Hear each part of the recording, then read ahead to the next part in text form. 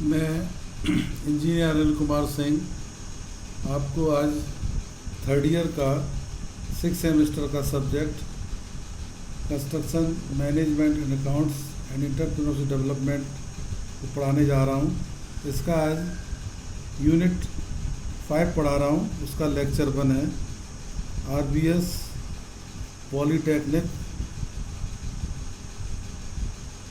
Polytechnic Bijpuri Agra से engineer AK Singh. ये जो है 6 सेमेस्टर का थर्ड ईयर का सिविल इंजीनियरिंग ब्रांच का सब्जेक्ट है CMA एंड ED। इसका यूनिट 5 और लेक्चर 1। इसका आज का चैप्टर है कंस्ट्रक्शन लेबर, निर्माण श्रमिक। कंस्ट्रक्शन लेबर में सिविल कंस्ट्रक्शन लेबर के बारे में बात कर रहे हैं अपन। निर्माण श्रमिकों को 2 तरह से रखा जाता है। निर्माण श्रमिकों को 2 वर्गों में रखा जाता है। पहला है दिहाड़ी या दैनिक श्रमिक। इसको कहते हैं कैजुअल लेबर। दूसरा है नियमित कर्मचारी या रेगुलर एस्टेब्लिशमेंट।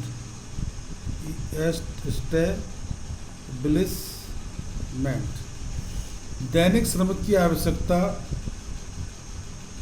जब आवश्यकता होती है तभी रखे जाते हैं और कार्य समाप्त होने पर इनकी छुट्टी कर दी जाती है। इनको प्रतिदिन दिहाड़ी की दर से पेमेंट दिया जाता है। केवल इन्हीं दिनों की मजदूरी मिलती है जिन दिनों इन्होंने वास्तविक रूप से काम किया है।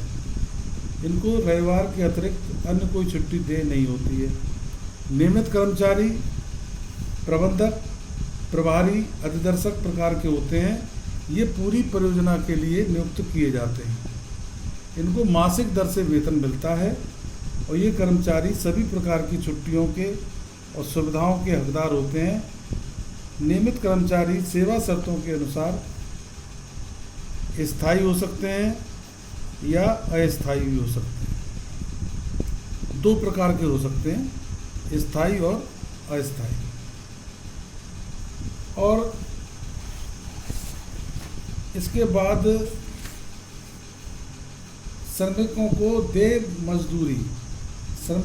मजदूरी का मतलब है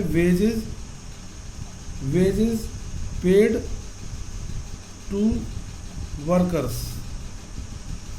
मतलब श्रमिकों को देय मजदूरी, वेजेस पेड टू वर्कर्स। किसी श्रमिक को उसके द्वारा किए गए काम के लिए किए गए श्रम के बदले उपयुक्त धन देना श्रमिक की मजदूरी कहलाता है। श्रमिक अपना मेहनत या श्रम बेचता है, मालिक उसे मेहनताना या वेजेस देकर खरीदता है। इस प्रकार यह 2 व्यक्तियों के बीच एक सौदा है, परंतु इस सौदे में निजी स्वार्थ और मानव वृत्ति घुस जाती है। मालिक कम मजदूरी देकर श्रमिक से अधिक काम लेना चाहता है और श्रमिक कम काम करके पूरी मजदूरी प्राप्त करना चाहता है। मजदूरी के अतिरिक्त विशेष वर्ग के श्रमिकों को अनेक सुविधाएं जैसे छुट्टी, चिकित्सा भत्ता, आवास भत्ता, यात्रा, बोनस इत्यादि देय होती हैं। इसके बाद देय मजदूरी के प्रकार। देय मजदूरी के प्रकार मतलब types of wages. Types of wages, ये दो तरह के हैं। सामान्य मजदूरी या वेतन, इसको कहते हैं नॉमिनल वेजेस। सेकंड है सुखकर मजदूरी, सुखकर मजदूरी या वेतन, इसको कहते हैं रियल वेजेस, रियल वेजेस। श्रमिक को श्रम के बदले मजदूरी नकद धन के रूप में दी जाती है। श्रमिक को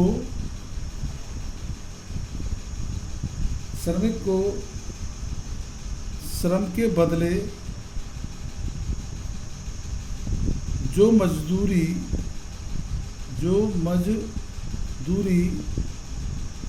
नकद धन के रूप में दी जाती है,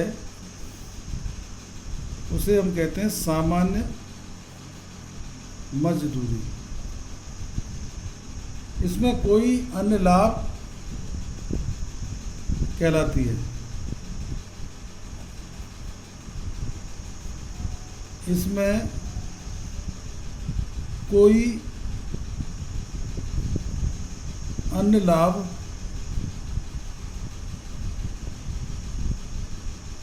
या भत्ता सम्मिलित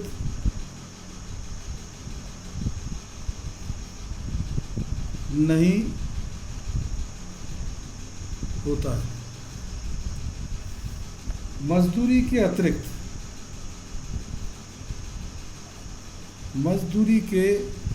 अतिरिक्त श्रमिक को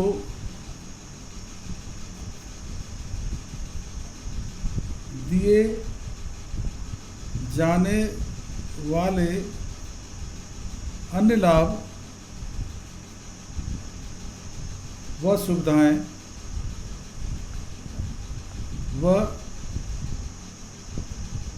सुविधाएं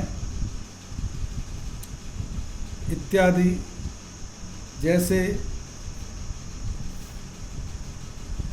जैसे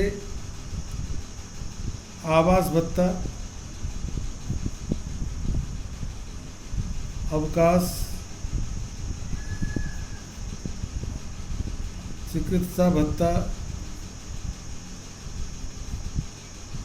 बोनस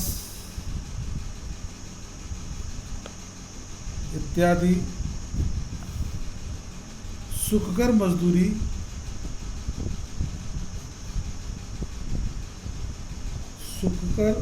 मजदूरी कहलाते हैं। ये लाभ श्रमिक के जीवन स्तर को ऊपर उठाते हैं। अब उसके बाद आता है मजदूरी भुगतान की पद्धतियाँ। मजदूरी भुगतान की पद्धतियाँ। Systems of ways payment. Systems of ways payment. श्रमिक को मजदूरी का भुगतान निम्न दो आधारों पर किया जाता है। पहला है समय दर भुगतान। समय दर भुगतान, इसको अंग्रेजी में कहते हैं टाइम रेट वेज पेमेंट। दूसरा होता है कार्य दर भुगतान। कार्य दर भुगतान, इसको कहते हैं प्राइस रेट वेज पेमेंट। समय दर भुगतान पद्धति क्या है? समय दर भुगतान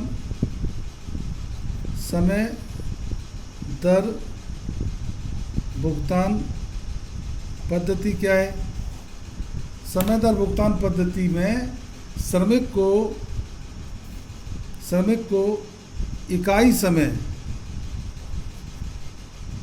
इकाई समय यानी कि प्रति घंटा या प्रति दिन या प्रति सप्ताह या प्रति महीना की दर से भुगतान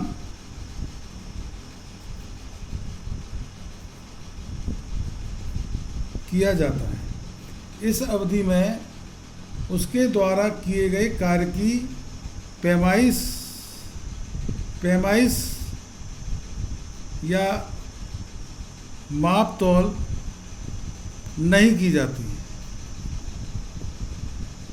की जाती है, परंतु प्रगति का संतोषजनक होना जरूरी है। यह पद्धति काफ़ी पुरानी है, अधिक प्रचलित है। इस पद्धति में कार्य के परिमाण की अपेक्षा कार्य की मानकता पर अधिक ध्यान दिया जाता है। दूसरी है कार्य दर भुगतान पद्धति। इस पद्धति में पूर्ण किए गए कार्य यानी कि जॉब के आधार पर श्रमिक को भुगतान किया जाता है। इसमें कार्य की अवधि पर ध्यान नहीं दिया जाता है। इसमें कार्य की अवधि पर ध्यान नहीं दिया जाता है, परंतु कार्य की गुणवत्ता स्वीकार्य होनी चाहिए। कार्य की गुणवत्ता पे स्वीकार होनी चाहिए और कार्य दर का जो निर्धारण है वो अनुभव के आधार पर किया जाता है। स्पष्टता के लिए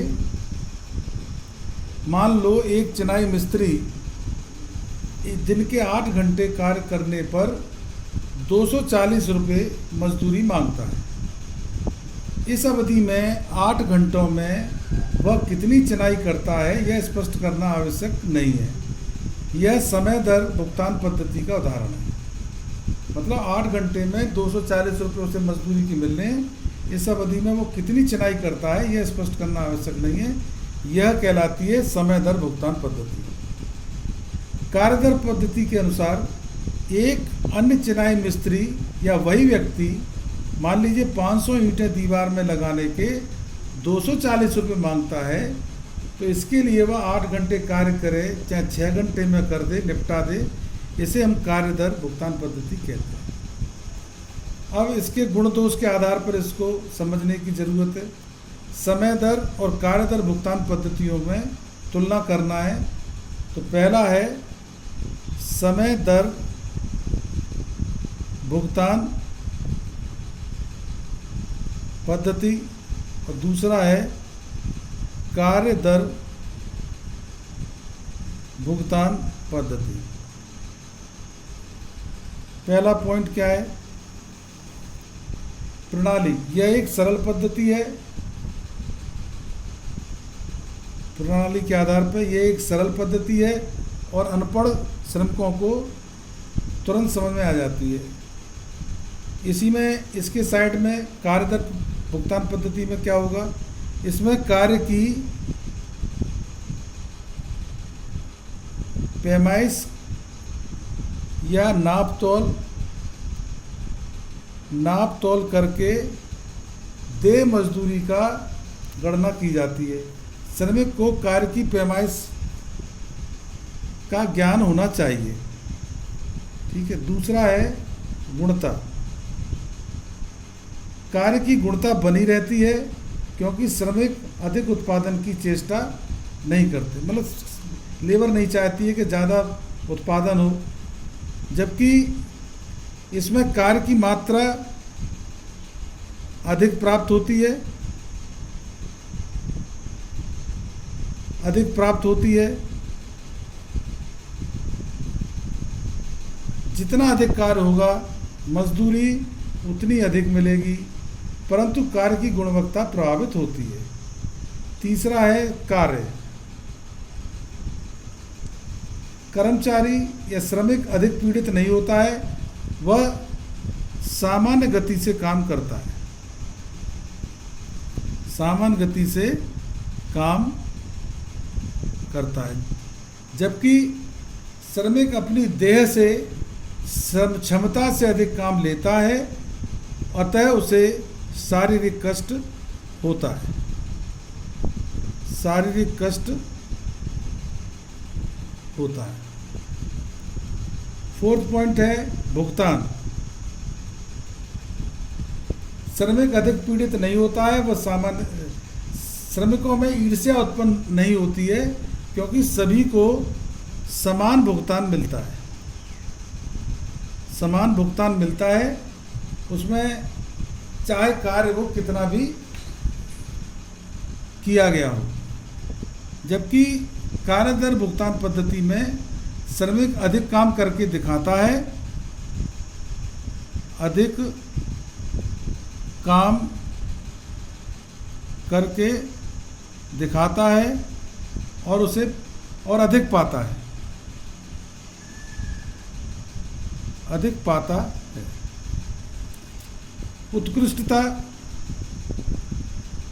उत्कृष्टता क्या है? कलात्मक और यादगारी कार्यों के लिए यह पद्धति अपनाई जा सकती है और शीघ्र संपूर्ति वाले सामान्य कार्य के लिए ठीक रहती है। जो काम शीघ्र करने हो उसके लिए यह पद्धति ठीक रहती है। इसके बाद अगला पॉइंट है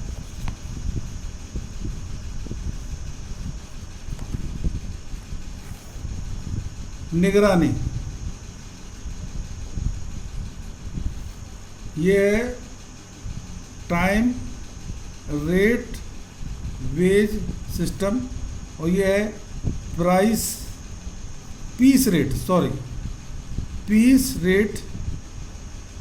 वेज सिस्टम।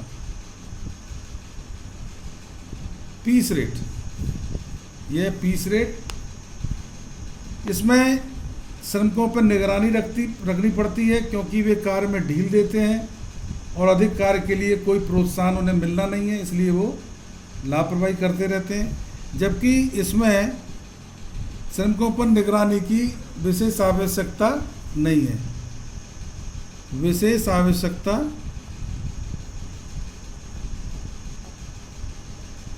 नहीं है, क्योंकि अधिक कार्य पर अधिक मजदूरी मिलती है, वह स्वयं में प्रोत्साहन है। इसके बाद 7वां पॉइंट है पहचान। इसमें अच्छे बुरे श्रमिक की पहचान नहीं हो पाती है। इसमें अच्छे बुरे श्रमिक की पहचान नहीं हो पाती है क्योंकि सभी का भुगतान बराबर है, जबकि अच्छा श्रमिक शीघ्र पहचान में आ जाता है।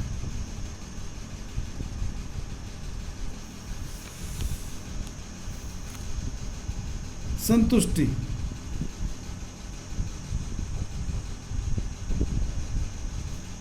अच्छे श्रम का मेहनताना नहीं मिलता है, अतः अच्छा कार्य करने वाला श्रमिक असंतुष्ट रहता है, जबकि इस पद्धति में मालिक और मजदूर दोनों संतुष्ट रहते हैं। मालिक और मजदूर दोनों संतुष्ट रहते हैं। प्रगति, उत्पादन दर घटती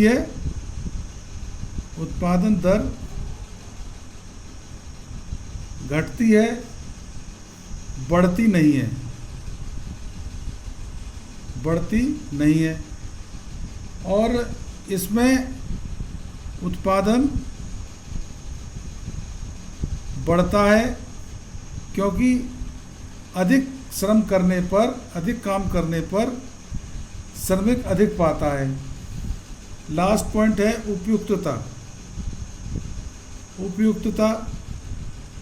उपयुक्तता क्या है? ऐसे कार्यों के लिए जिनकी पैमाइश की आवश्यकता नहीं है, उसमें ये वाली पद्धति उपयुक्त है। जिसमें पैमाइश नहीं है, ये पद्धति उपयुक्त है। और इसमें जिन कार्यों की पैमाइश या नाप तोल की जाती है, वहाँ पे ये पद्धति ठीक रहती है। निर्माण उद्योग से संबंधित ट्रेड यूनियंस हैं, जैसे कुछ के नाम हम बताते हैं आपको। जैसे है ट्रेड यूनियन कार्मिक संघ,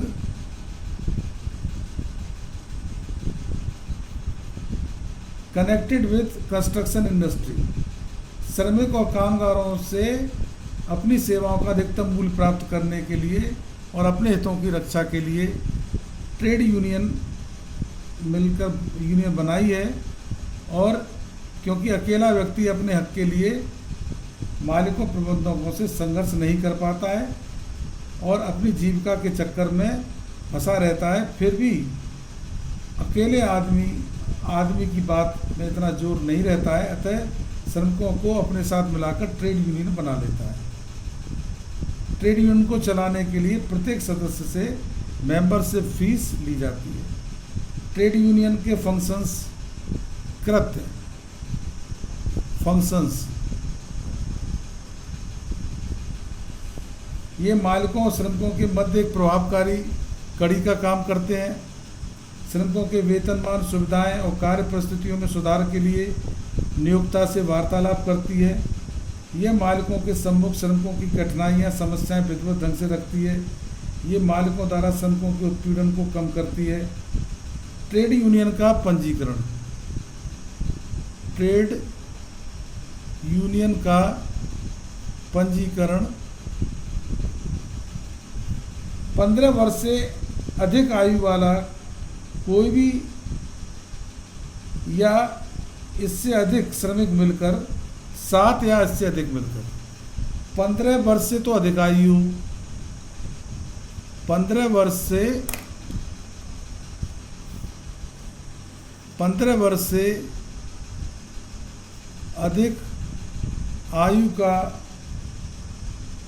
का कोई भी 7 श्रमिक, 7 या इससे अधिक अथवा इससे अधिक श्रमिक मिलकर अपनी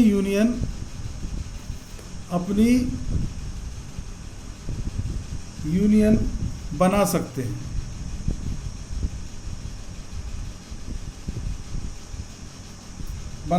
हैं। ऐसी यूनियन को रजिस्ट्रार के कार्यालय से, ऐसी यूनियन को रजिस्ट्रार के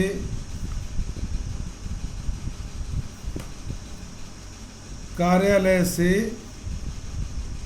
पंजीकृत कराना आवश्यक होता है। उसके बाद आपको पढ़ने हैं rights and responsibilities of trade union.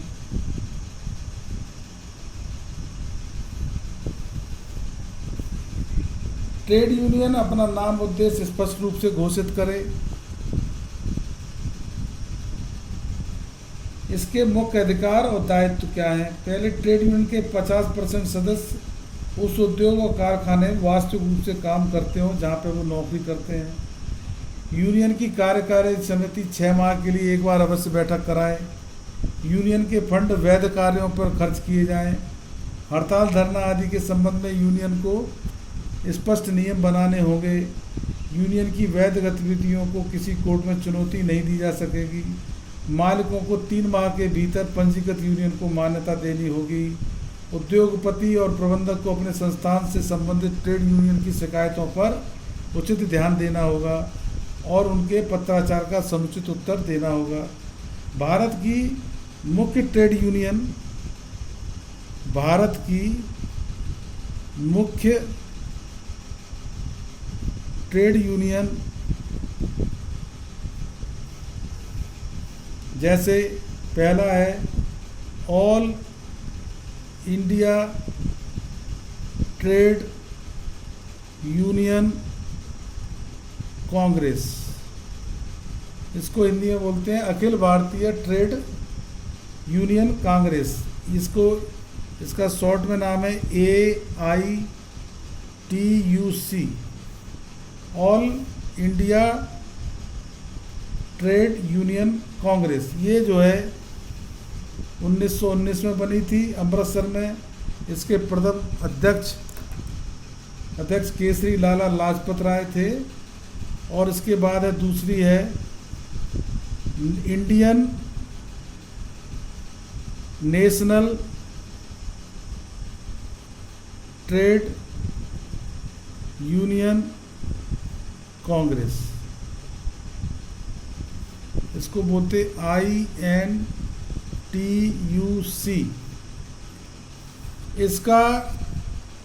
इसका जो यूनियन की कल्पना 1942 में भारत छोड़ो आंदोलन के समय की गई थी और ये 1947 में बनाई गई। यह यूनियन कांग्रेस आई के प्रभाव में है। तीसरी है यूनाइटेड ट्रेड यूनियन कांग्रेस, इसको शॉर्ट में बोलते हैं UTUC। ये यूनियन 1949 में बनाई गई और ये वामपंथी दलों से प्रभावित है। इसके बाद चौथी है भारतीय मजदूर संघ, इसको कहते हैं BMS। और ये जो है 1900 यूनियन भारतीय जनसंघ द्वारा स्थापित की गई थी और इसको जो है भारतीय जनता पार्टी से समर्थन संरक्षण प्राप्त है। इसके बाद है लास्ट हिंद मजदूर सभा, इसको बोलते हैं HMS। ये 1948 में प्रजा सोशलिस्ट पार्टी द्वारा स्थापित की गई थी। इसके बाद आता है लेबर वेलफेयर। इसके बाद आपको पढ़ना है लेबर वेलफेयर। श्रमिक कल्याण मालिकों और नियोक्तों द्वारा श्रमिकों को उनकी निर्धारित मजदूरी के सामान्य मजदूरी के अतिरिक्त श्रमिक कल्याण जो अतिरिक्त सुविधाएं देते हैं वो श्रमिक कल्याण कहलाती है। इन सुविधाओं को देने का उद्देश्य होता है कि श्रमिकों को शारीरिक, मानसिक, बौद्धिक, आर्थिक, सामाजिक पीड़ा को कम करना और सुखद औद्योगिक वातावरण तैयार करना।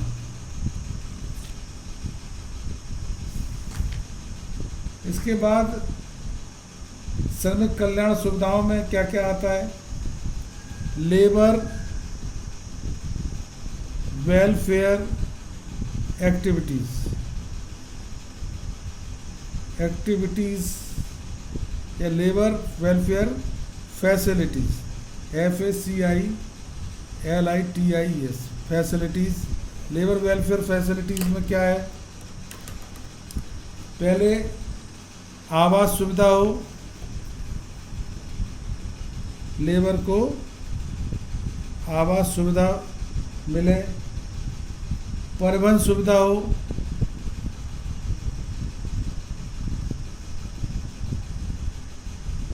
ट्रांसपोर्ट फैसिलिटीज़ हो। श्रमिक दूर से आते हैं तो फैक्ट्री की तरफ से आने जाने का परिवहन का नाम मात्र किराया हो, नो प्रॉफिट नो लॉस पे, ताकि कार्य पे आने पर उनका समय खर्च न हो। तीसरा है मेडिकल फैसिलिटी। श्रमिकों को मुफ्त प्राथमिक चिकित्सा उपलब्ध होनी चाहिए। उसके लिए फैक्ट्री और संस्थान में चिकित्सक रखे जाने चाहिए। फिर है शैक्षिक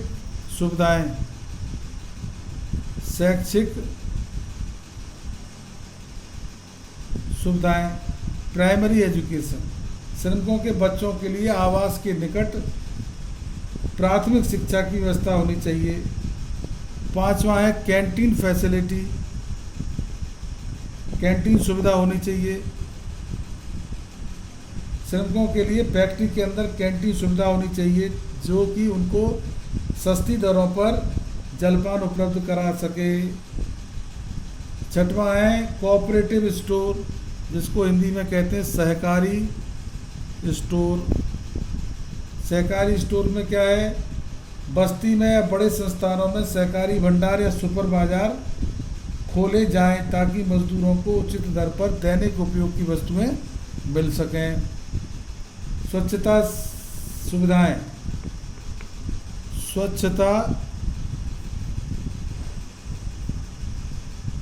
सुविधाएं श्रमिक कल्याण की एक मुख्य धारा है। श्रमिकों को कार्यस्थल पर हाथ मुंह धोने के लिए, पेयजल के लिए, मूत्रालय, शौचालय की व्यवस्था होनी चाहिए। इन कक्षों की प्रतिदिन धुलाई होनी चाहिए। मनोरंजन